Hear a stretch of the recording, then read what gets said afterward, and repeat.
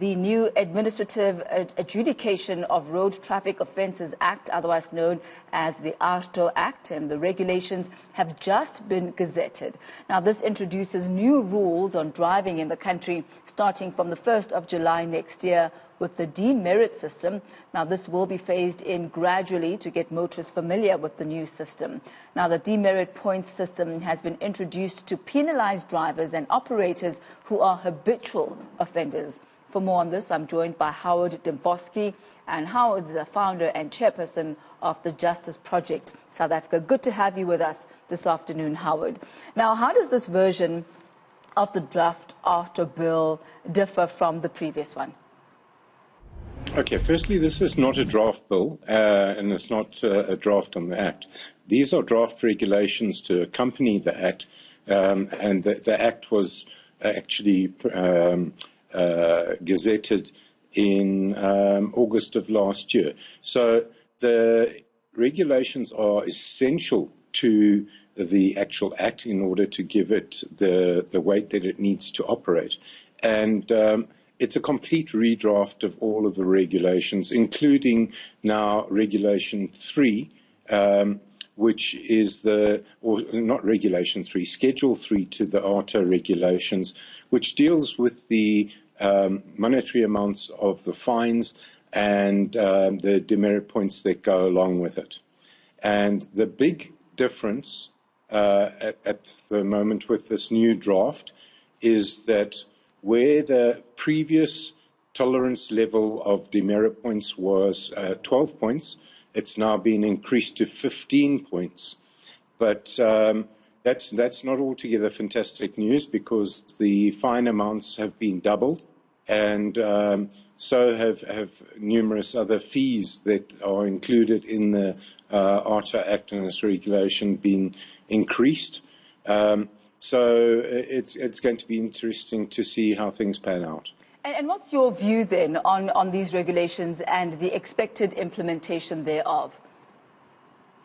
Well, look, there's an awful lot to actually consider, and given the fact that this Gazette was only published on Friday, and to be frank with you, I only became aware of it yesterday. The difficulty that one faces with it is that there's an awful lot to consider, and if one just simply jumps to conclusions right now, that would probably not be the best thing to do. It is open for comment for the next 60 days, so until December, and in view of that, it will need to be studied, and the various interested parties will need to put in their comments and submissions regarding these regulations. What you have commented, though, on is the fact that the Criminal Procedures Act will in some way be linked to the implementation of road traffic laws. And what's your view on that and the criminalising of motorists? Well, the motorists are already criminalised under the Criminal Procedure Act. It's only in Johannesburg and Tshwane that the Otter Act applies. Everywhere else in the country, the Criminal Procedure Act applies. So it's not so much a concern that we have regarding criminalising people. It's more of a concern of decriminalising people, as the Otter Act actually very clearly now intends to do. There are certain offences that are still regarded as offences. They're serious offences, like driving under the influence of alcohol, reckless or negligent driving, overspeeding, etc. And those will remain offences that are prosecuted in terms of the Criminal Procedure Act. So nothing changes on that score. It's just the vast majority of road traffic offences get commuted to something called infringements, and as a result, you are no longer regarded to be an accused person, so everything takes pretty much an administrative and civil route. And the difficulty with that, of course, is that one has an enormous amount of difficulty in challenging any infringement notice that is issued against you, whether it is issued rightly or wrongly. So it's going to be, as I said, very interesting to see how the rest of South Africa takes to this.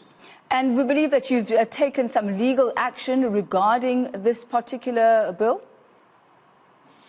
Well, no, not with respect to this this newly amended Act, but with respect to the actual Otter Act. That's where I got to find out, to my shock and horror, that just because a traffic officer alleges that you've committed a road traffic infringement does not mean that you're an accused person. That's pretty peculiar, but that's what the court has decided. So what is your argument in that regard? Well, my argument is, if you take a happy snappy of a vehicle that might resemble mine, your infringement notice is not an invoice. Your infringement notice is an allegation that I've violated the law. And the fact is that that's not how the Otter Act regards things. The Otter Act regards an infringement notice to be an invoice, which you must pay unless you challenge it. And so you're trying to reverse that situation for the commuters to have an opportunity to either defend the case if they feel that they're not liable for that, and not have to prove their innocence, so to speak. Well, yeah, pretty much that. The thing is that if I were to turn around and allege that you are a liar, it would not be for you to prove that you're not. It would be for me to prove that you are. And being a liar is not a criminal offence. But the Otter Act doesn't see things that way. And it forces you to make written representations, then to approach a tribunal, and then only after that can you approach a magistrate's court for a review application. And look, I don't know how many of your viewers know how much it costs to institute a review application, albeit in the magistrate's court, but it's not a cheap exercise. And how far are you with this legal process? Well, as I said, the court has decided you're not an accused person. So, essentially, as far as it's concerned, there's nothing wrong with the Otter Act. But if you look at the draft regulations here that have been put in place to accompany the Act, it does look like a positive step, in the sense that the phasing in of it is not going to be all at once, but rather will be in phases. What are your thoughts on that, in 3 phases to be more specific? Well, the points demerit system with respect to people's driving licenses will be the first phase. So I don't know how positive an effect that will have on everything. The interesting part about road traffic law enforcement in this country is that the vast majority of infringement notices that get issued are infringement notices for driving at a speed which is higher than the speed limit. More than 90% of the infringement notices are captured on camera. And the points demerit system is going to apply to people's driving licenses from the get-go. So, if it is to be believed that it's going to be implemented nationally on the 1st of July, the first thing to come in will be the points demerit system on people's driving licenses. And, look, hopefully that will have a positive effect on some people, to cause them to be a little bit more careful about the way that they behave on our roads. And I say hopefully, because, some people, they just really don't care. And they're going to end up in a rather tricky situation when they find their driving license being suspended for the first and second times, and then cancelled on the third time that they exceed 15 demerit points. So it's going to be a difficult situation, and I suppose one could call it crunch time for motorists.